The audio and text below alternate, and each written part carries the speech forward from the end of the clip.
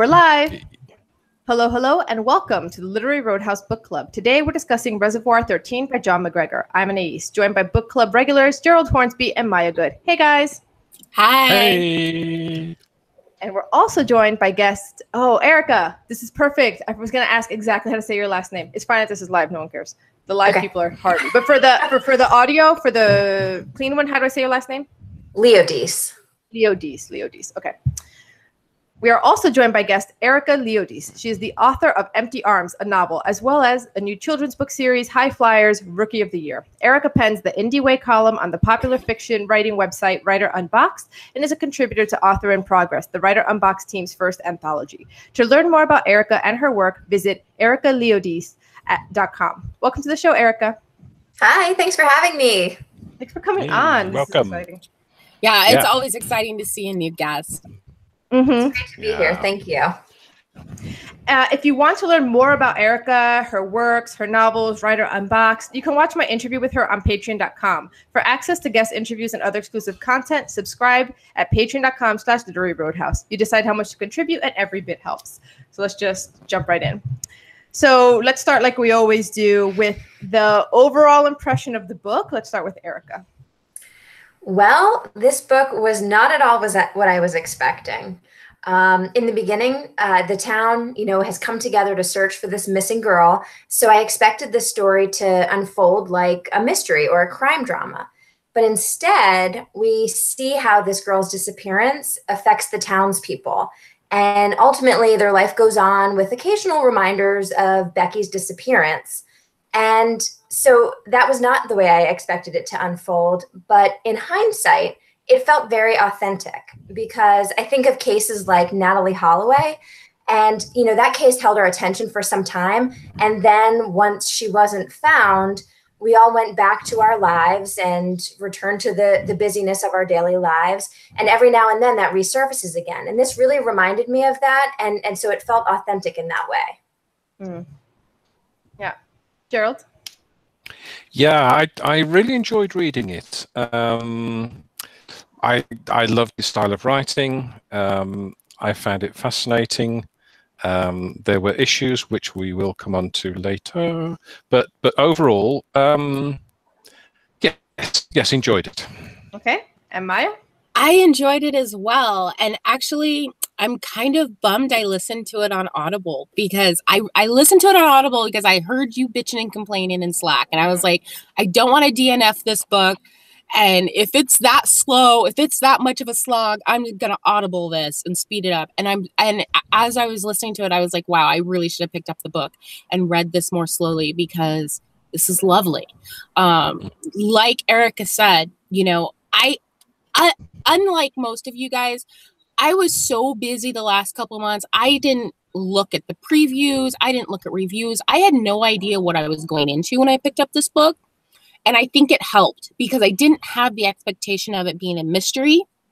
And I think going into this book without that expectation made it easier for me to flip from, inciting incident as a girl missing, this must be a mystery, into, no, it is a drama about the loss of innocence of a town and the individual lives that are affected by losing this girl.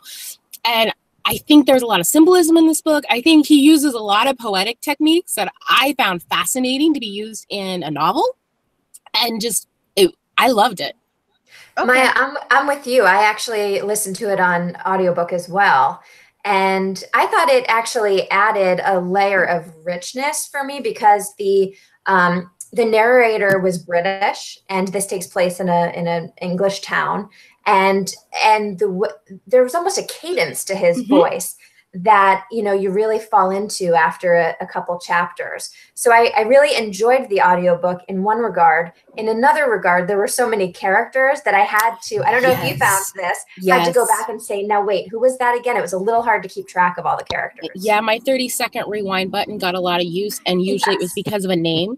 Right. Just because there are so many names. This was like reading Tolstoy with like way too many people, and you're like, okay, now who's this couple again? And Right. Who's doing what again?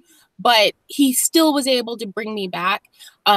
Like you said, the narrator was amazing, and he definitely added to it in so many ways. But I lost the ability to really chew on it. Yes. I think that's what I was Agreed. missing. There are certain books that I like to chew, and I feel like this is a book I wanted to chew.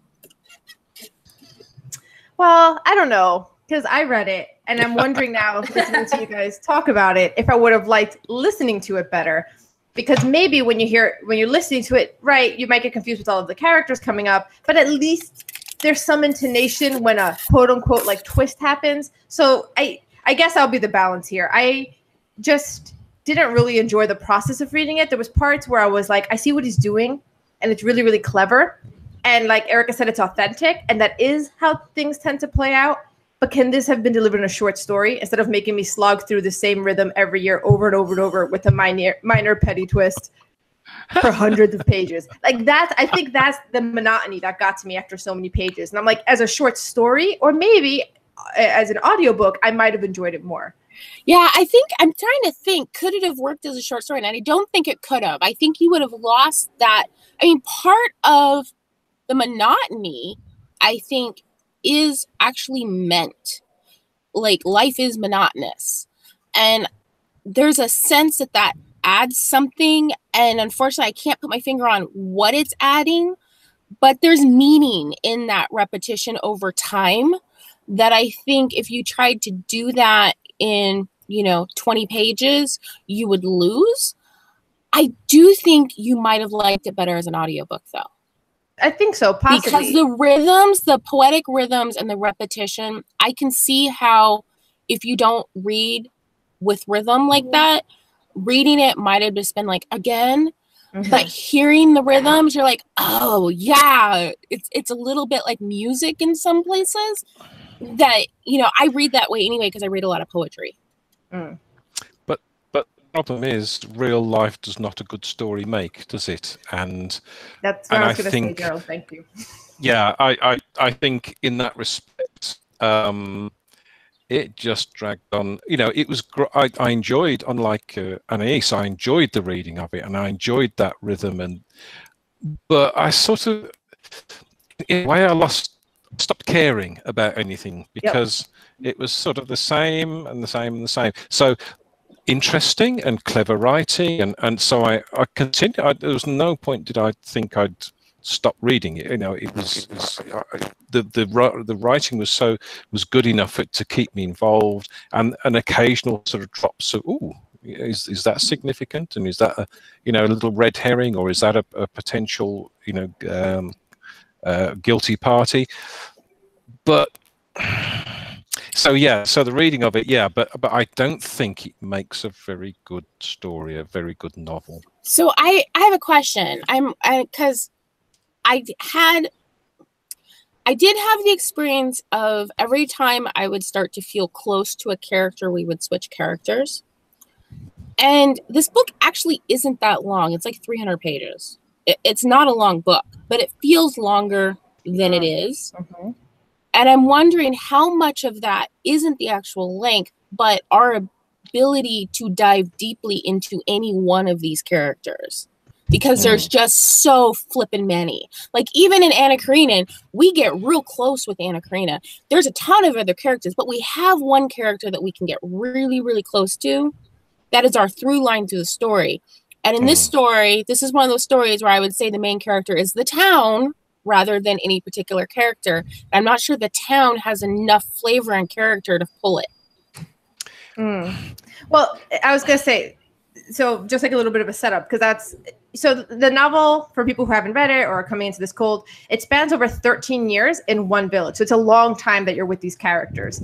There's kids that grow up, and you follow them as they go into university and get married. And over the course of those 13 years, we get a glimpse into every villager's lives. That's why we say that there's so many characters. And that mostly it's mundane. Like, oh, something broke. The Jackson boys fixed it again. Good job. And then sometimes there's a surprising shock or a twist, right? There's always a twist in each chapter, though. It's just not always the same person's twist. Yeah, it's a different, and also sometimes it's like, but is it really like it's like a story? Like Gerald said, real life does not a good story make, because the twist would be something like, and now Richard wants to get back with Kathy, but Kathy doesn't want to be with Richard. Like, okay, they missed each other. Yeah, like they missed each other romantically. Like that's the twist in that story. but like you said, we don't feel close to any particular character. You didn't feel caught up in their stories. But was there any character in particular that you started to get close to, or that you wish it was more focused on that character? I really like James. Mm-hmm. I wanted to get closer to James. I felt like, especially earlier on, I felt like his confusion and shame and guilt could have been better developed to have created a stronger through line. Mm. Ms. Jackson, I felt like I could have gotten closer to her. Mm-hmm. How about you, Gerald? Yeah, I think this is one of the problems is that there is no central character, there's no main protagonist, and sometimes I lost track of who was who and what their purpose story was and who they related to and that sort of stuff. And in the end, I stopped checking back to see who they were, and I probably should have, had I known, I'd have started by writing a list of the characters. But a book shouldn't need you to make a list of who the characters are. I suppose there are something like this. Me and her are both laughing because I'm listing off a list of books in my head that actually have diagrams at the beginning of the book to tell you who all the characters are. That would have been helpful here. So helpful, yeah. Yeah. A War and Peace chart so bad. Yeah. So, that was a bit of a downside. Were there any characters you wanted to know better? Well, for me, and I don't know exactly why, but there is one relationship that really kind of tugged at my heartstrings, if you will, and it was that relationship between Kathy Harris and Mr. Wilson. Yes. It was like this good neighborly relationship. But they were both taking part in this ruse where, she would offer to walk his dog every day, seemingly out of the goodness of her heart, and he would let her do so. But really what was going on there was that he was too elderly, too physically unable to walk his dog anymore. But neither of them led on to that. And I thought there was such a generosity there on her behalf. And then the relationship took an interesting turn when I think he asked her then for a donation. Am I remembering that correctly? To sponsor her, to sponsor him. He was swimming.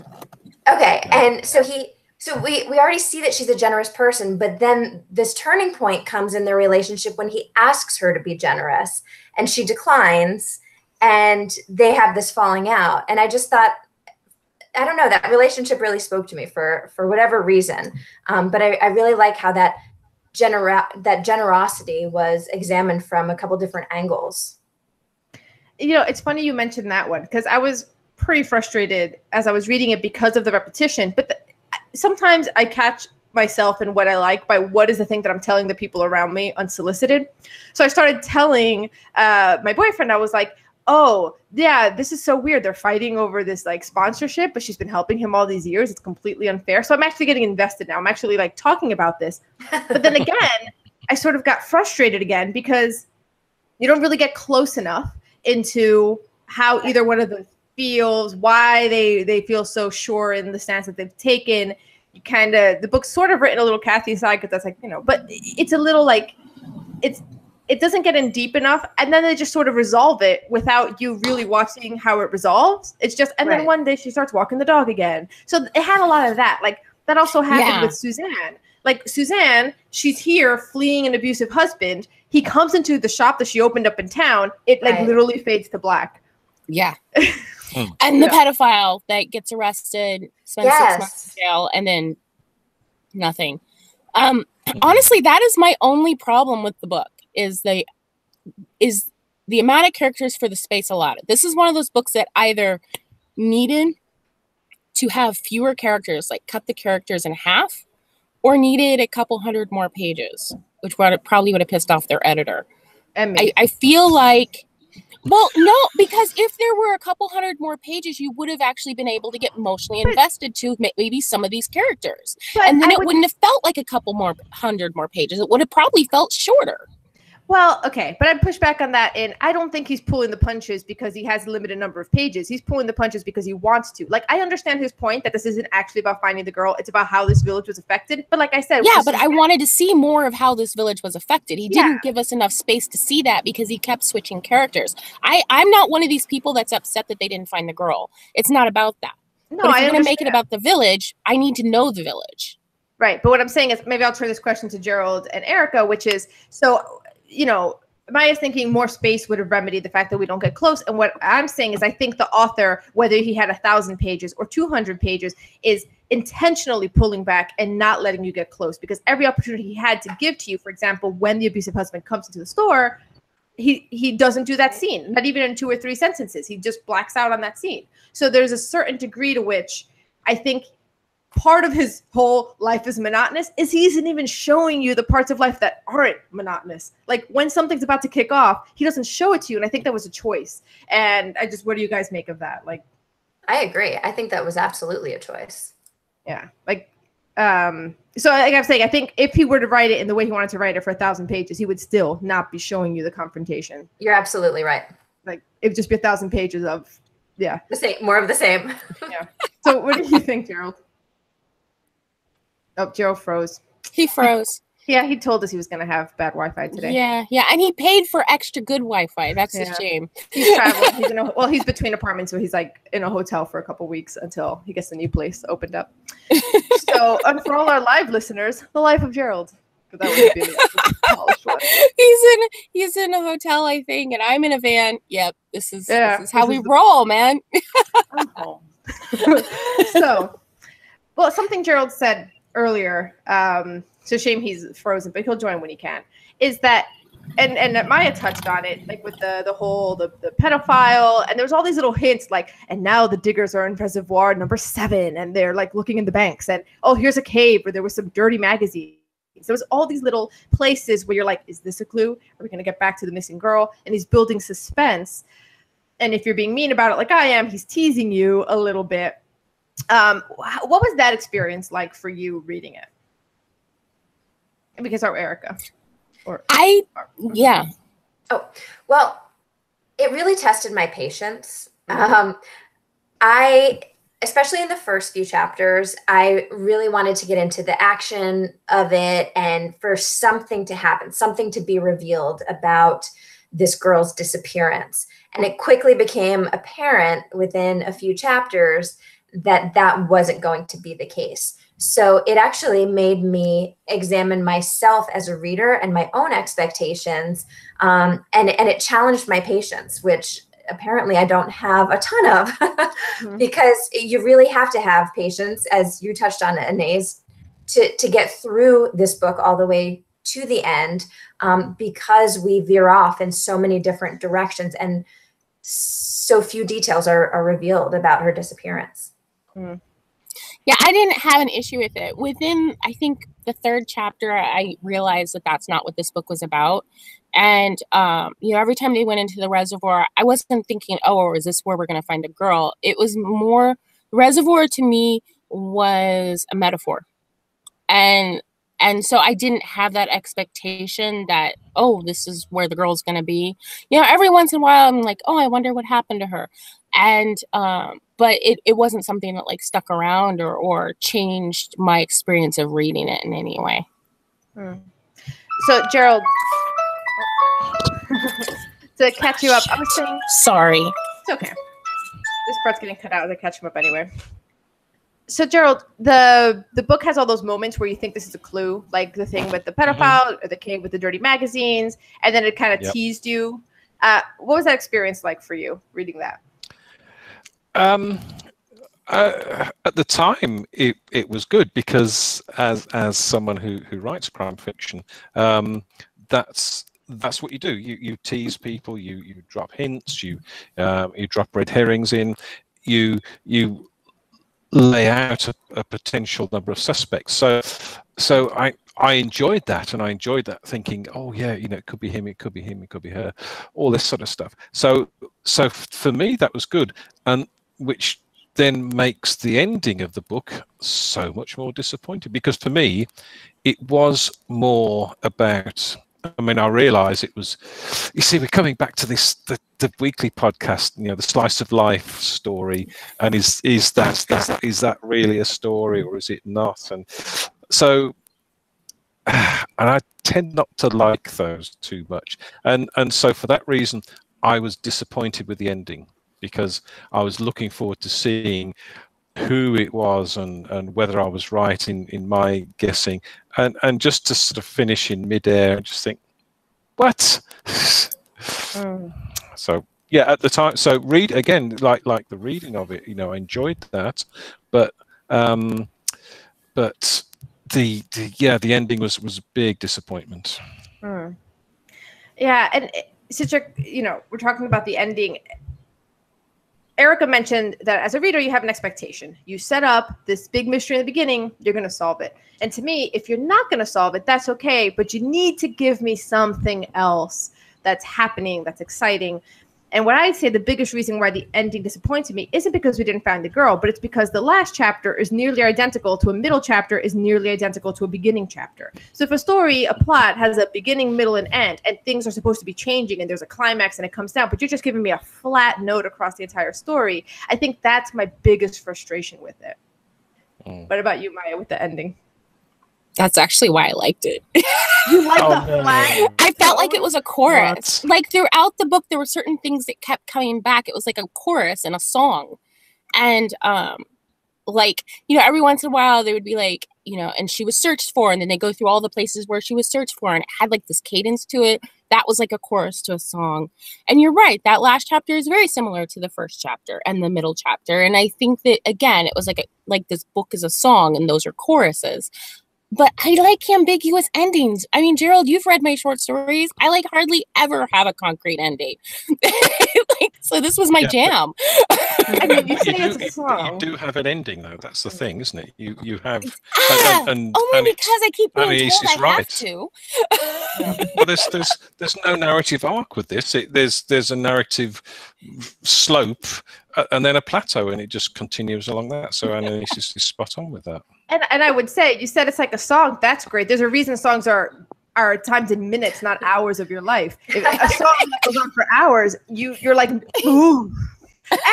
And symphonies that do go on for hours have more shades of variation in color than this novel. I'm sorry, there was a lot of shades of variation in color. You've got gay men stealing stuff. You've got a pedophile working in a school like boiler room.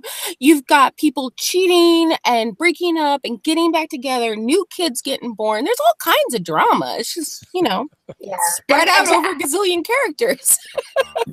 And to add to that, Maya, there's also like this ebb and flow that is happening with the characters. For everybody that's starting something new, something else is ending. Like if you really pay attention to some of that, for example, the older couple that owned the butcher shop, the Fowlers, they're forced to close their struggling business. And then Susanna Wright, she opens what becomes a struggling business. So there's, you know, the end of one and the beginning of another. Or like Susanna Wright, she left her abusive husband to protect her son. But then there's another woman named Irene who's being abused by her son. So there's some interesting ebbs and flows and kind of a mirror effect in a lot of their lives, which I thought was definitely. Yeah. I think that, you know, the meat of the story was really enjoyable, and I enjoyed looking into the sort of village life, and he did that very well. He really did that very well, and he constructed this village world so well. But yeah.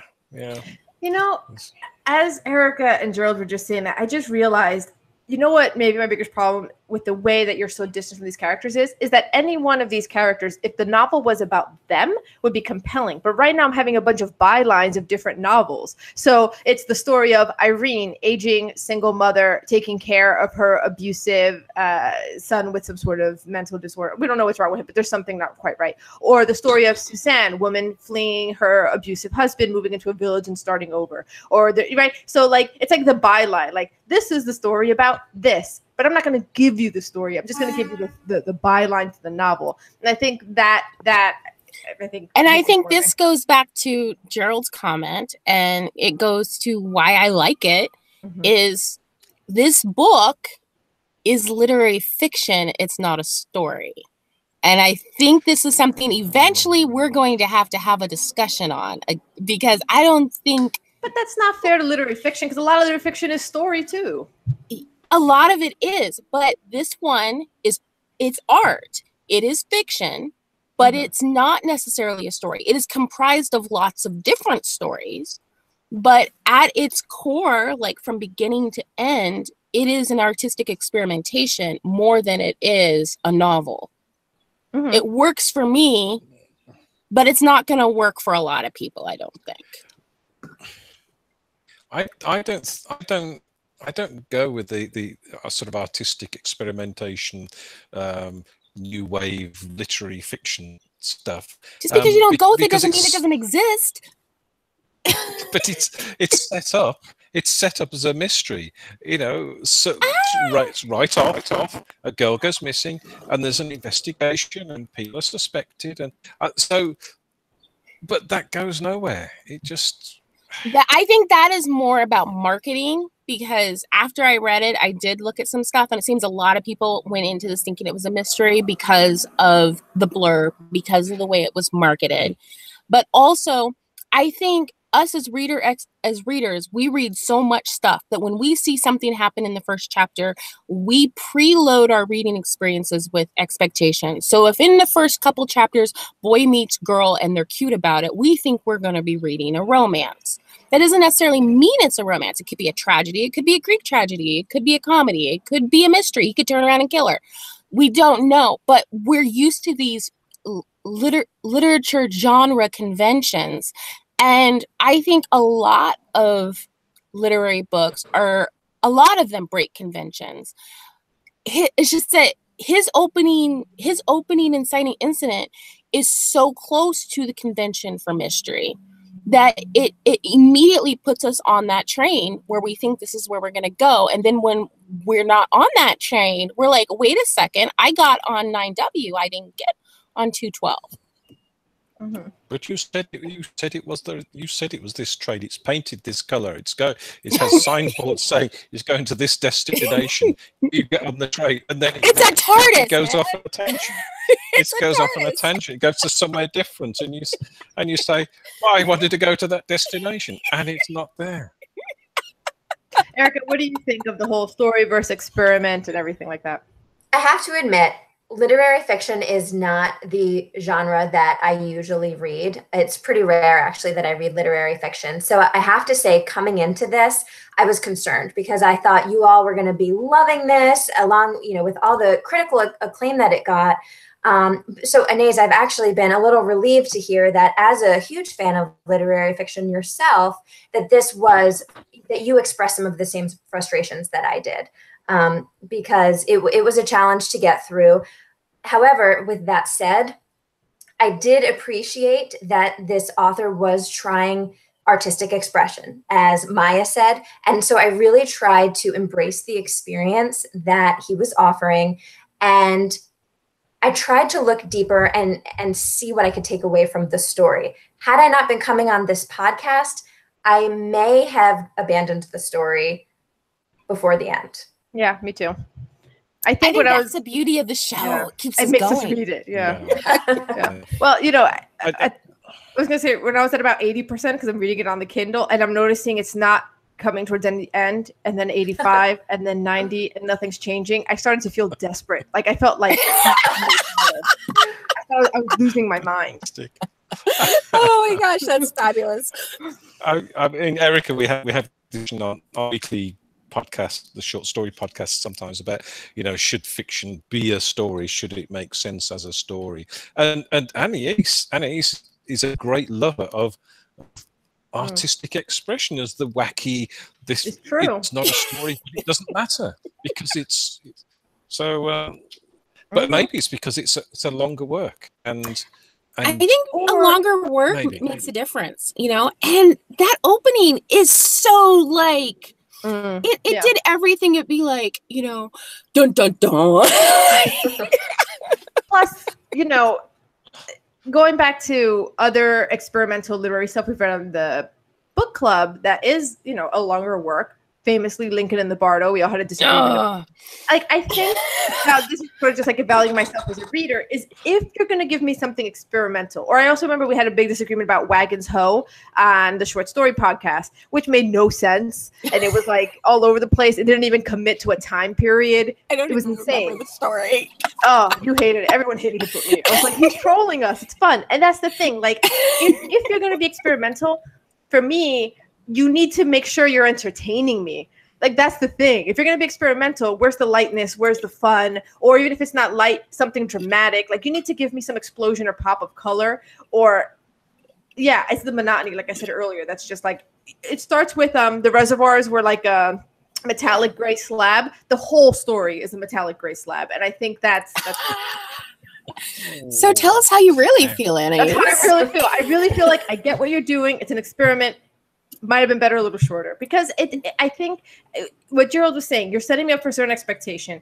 And if the train is deviating from that expectation for a little bit to prove another point or to give me something else or a different experience, as Erica was saying, okay. But for this length, you're really trying your reader's patience.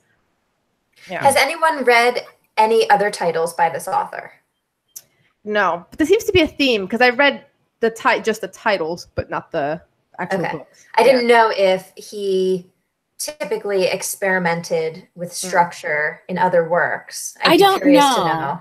He has a series. He has a short fiction series called Reservoir Tapes, which comes back to this town, which might be interesting to see if their stories. I can see how their stories might work really, really well as short stories.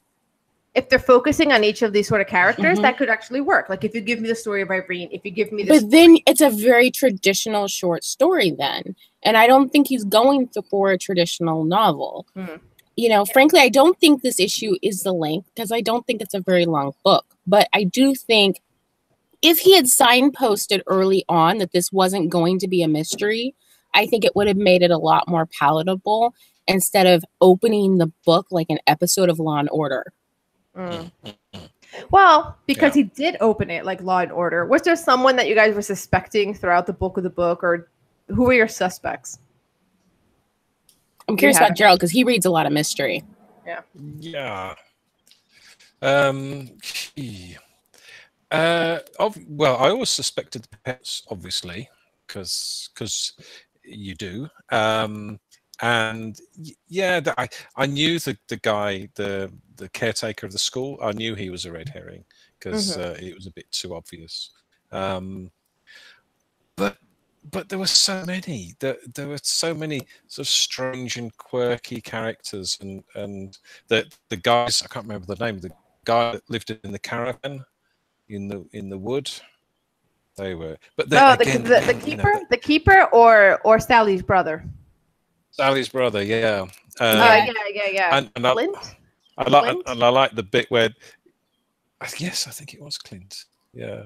Yeah. And and the fact they went hunting and all that sort of stuff. But I was just it just sort of kept me topped up with excitement, and you know, I liked all the other stuff, and then the drop a little. Oh, it's been so many years, and the investigation's still open, and that. Yeah. So quite a few. I didn't have a suspect. I don't read a lot of mystery novels. I have watched a lot of mystery TV, but none of the characters struck me as the murderer. I didn't have enough clues to go on. If I was forced, I would say a traveler. I would say, you know, someone not actually in the town probably took her. But I wasn't close enough to any characters to develop an opinion. That's exactly how I feel, Maya. I didn't suspect anyone in particular. I would have liked to know a little bit more about James's relationship with her, because I think there's more to the story there, but I don't necessarily suspect him either. Is that who it was, James? Yes. I think so. Yeah, I think there was more to the story there, but I don't necessarily suspect him. In fact, I think that what happened to her is actually unrelated to all the people that we know and have met and all of the details that we learned about, which, depending on how you look at it, could even be more frustrating as a reader. Yeah. I actually don't think there was more to James's story, but I think he was in love with her. And I think he was too young to really digest it. You know, because he was so he was bound up. It's funny. For most of the book, I had an experience like Maya and Erica where I just didn't suspect anyone. Like once I caught on to the conceit, I was like, okay, so it's no one. Great. But very, very, very early on, I thought it might be Les Thompson, the cowherder guy, because of the way that it was set up, where it's like she went missing, everyone was looking, and that they had to cross the cowherds' territory to get to their trail, something like that. They had to go through the cowherds, and like maybe that's the way he saw her. And then she doesn't mention Les Thompson. Well, the author, he doesn't mention Les Thompson for a couple chapters again. And I was like, this is very Sherlock Holmesian, where like the one thing that happened very close to the mystery is the one thing you're supposed to latch onto, and then they don't mention it again for chapters, and they're like, did you forget this one throwaway line? So I thought it was Les Thompson for that reason, until I caught on, and I was like, it's no one. Okay, cool. Yeah.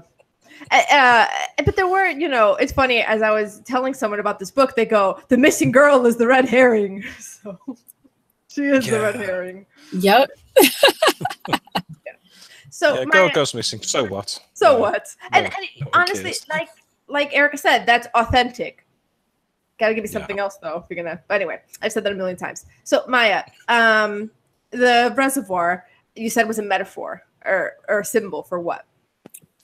Okay, so underneath the reservoir was the old town that was flooded to create this new town, right? And in this reservoir, each of these reservoirs, they're finding all kinds of people's secrets in there. They're finding the magazines. It's dirty. That's where bad stuff happens. That's the undercurrent of this on the surface.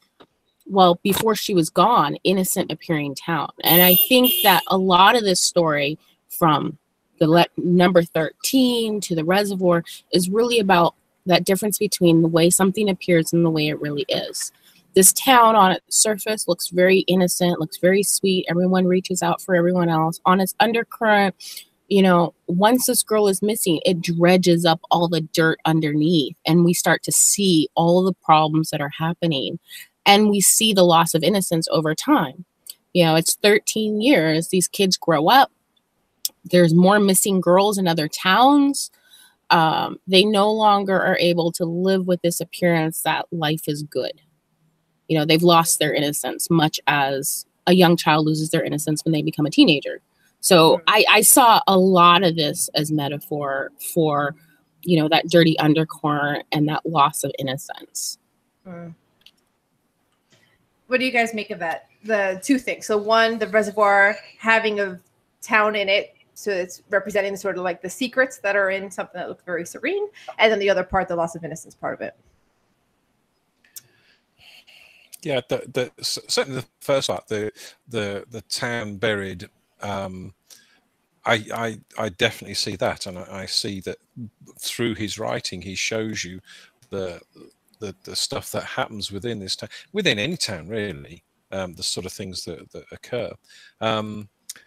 But I don't think loss of innocence. I don't see that, to be honest. I think it's just what happens in every small town and every village. But loss of innocence is just what happens as you grow up. I think there's a very specific reason why there's 13 reservoirs and why this girl is 13 years old and why we're going through 13 chapters. Like, I remember when I turned 13, I ran in my mom's room. Guess what, Mom? I'm a teenager. Like, that is a big deal, the number 13. You know, you're officially a teenager. You're starting to get sexual. You're starting to have crushes on people. You're starting to get in trouble, like real trouble, not just like, you know, climbing a fence, but like drinking alcohol in the back of the reservoir.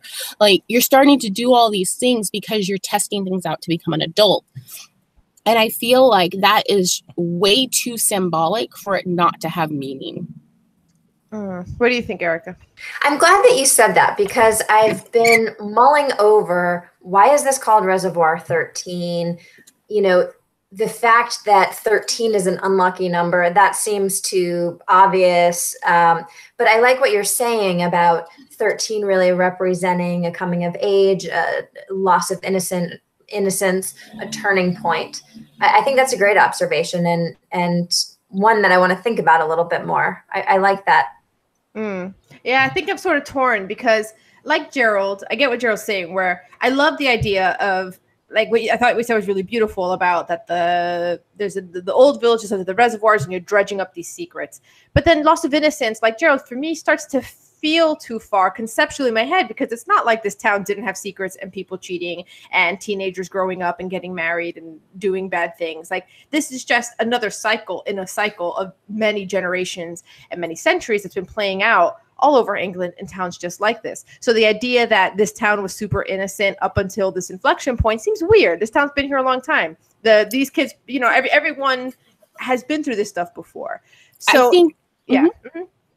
I was just going to say, but then there's a part of me that's like, but if no one's gone missing here before, then the inflection point is that things no longer feel safe. Maybe that could be the one thing that does change on this point.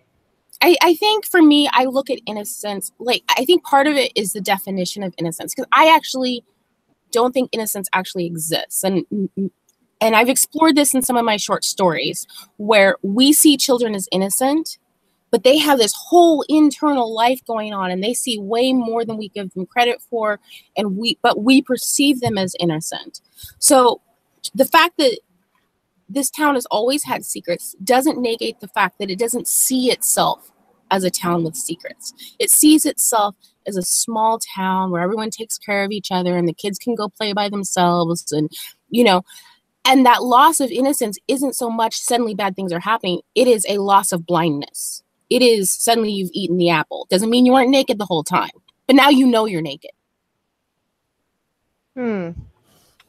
If it's related to not feeling as safe anymore because someone disappeared, and it could be someone in town, maybe. But I feel like it didn't dwell enough on the suspicions of the villagers and on their fears for that to like, then you need to give me more of that, right? Gerald's nodding his head. Yeah, I think so. I think the sort of loss of innocence. I didn't feel that the town particularly changed as a result of this girl going missing. No one stayed home. Nobody was you know, no one was anxious. It was just, and she was a visitor anyway. So it was almost like she was distant from the town and not connected to the town. So they just carried on very much as before.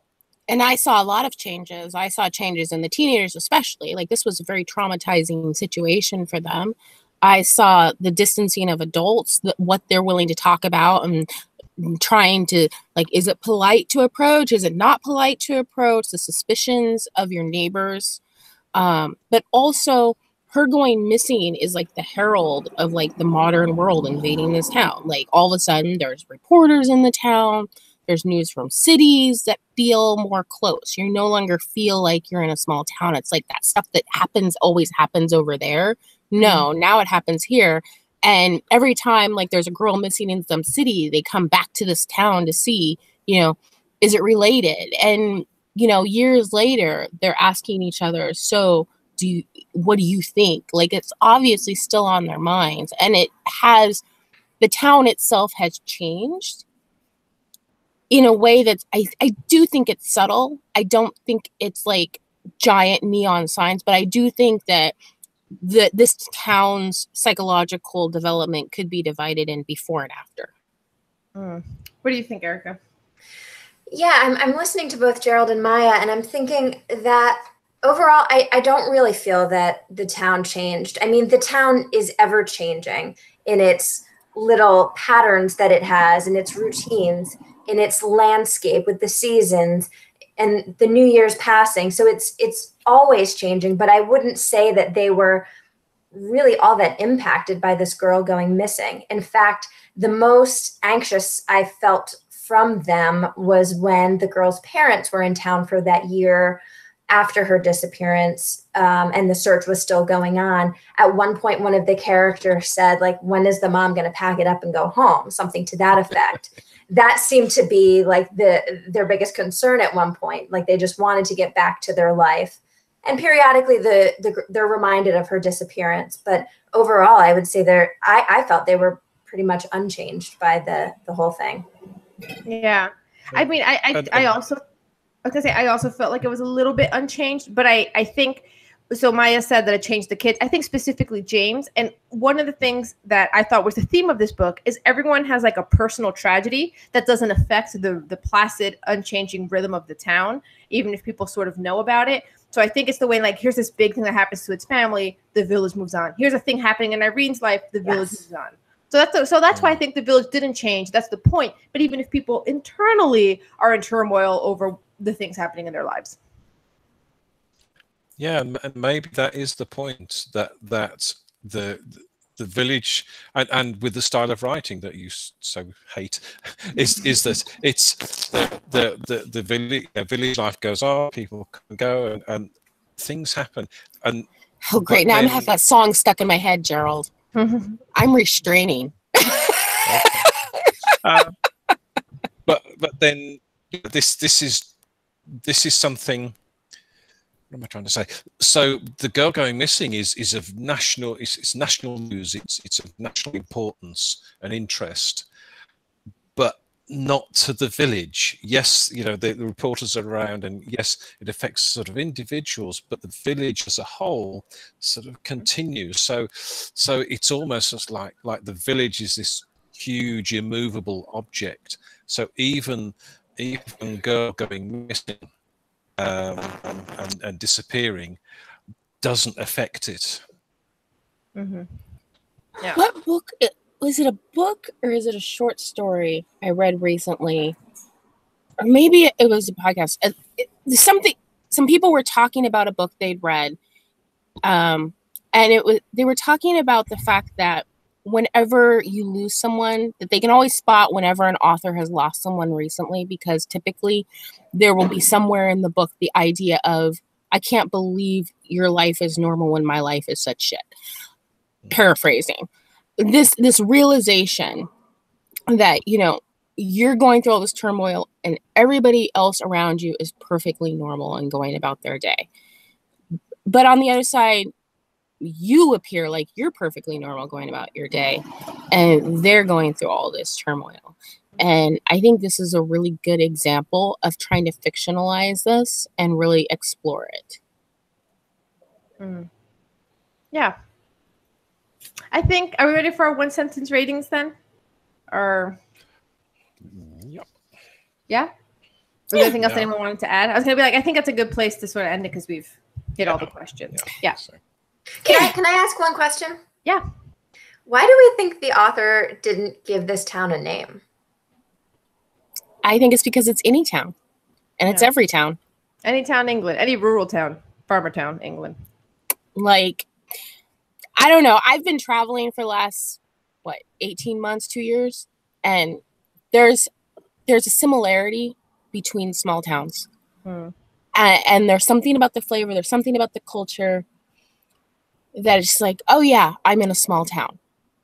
And I felt like this could be any town. Yeah, despite the accent and the funny spelling. Joking, Gerald.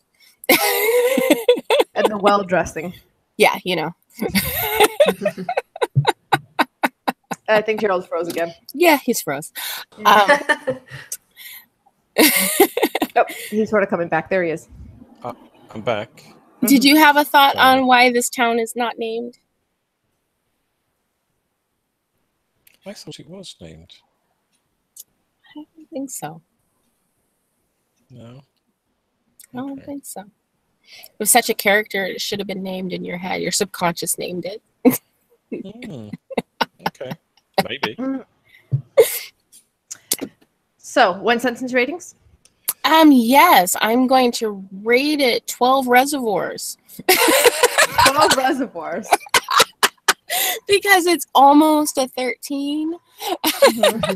But, you know, sometimes when you experiment, it's not always you're not batting 100 because you're working out the experiment as you go.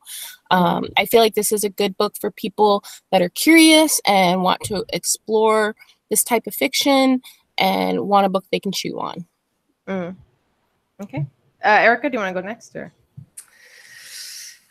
It's a tough one. I mean, if I had to boil this book down to 3 words, it would be life goes on, right? Mm-hmm. And, for me, this wasn't the ideal book. But I would say that this is a great book for someone who, like Maya said, enjoys something that they can really chew on, that they can mull over for deeper meaning, and that they have patience. I would say this is a book for a patient reader. Yeah, I'd say I almost always find a way to tell people to read it, but in this one, I'm leaning more towards like, if you're going to discuss it, like I still enjoy the discussion. If it's for like a book club or something like that, there's a lot here to discuss, and especially because you're going to have polarized opinions about it. So I think if the intention is to talk it over with someone, it's a good book club book. But if you're going to read it on your own for enjoyment, and you're not reading really experimental stuff and anything that you heard here, like, is this really a DNR for you? Like a do not read? Am I hearing this right? Yeah, it's a little bit of DNR. I know. And it's like long listed for awards and stuff, like, but for me personally, like, if you're just going to read it for yourself for entertainment, like, you might be disappointed for all the reasons that we discussed on the show. Like, we have a backlog of books that we have read on this podcast that I would definitely say go read that one first. But for a book club, I think it would be a good discussion. Or if you're already a fan of Jon McGregor, you know what you're getting into. Do it. Right? Yeah. We're doing our 1-sentence ratings. Me? Yeah, you. Yeah. We all did it. Sorry, I've just got back. Yeah, and I wrote it down as well. It's on a piece of paper. Wow, so prepared. It's an entertaining. Yeah, I said it's an entertaining read with realistically drawn slices of life in a northern British village. Unsatisfactory ending.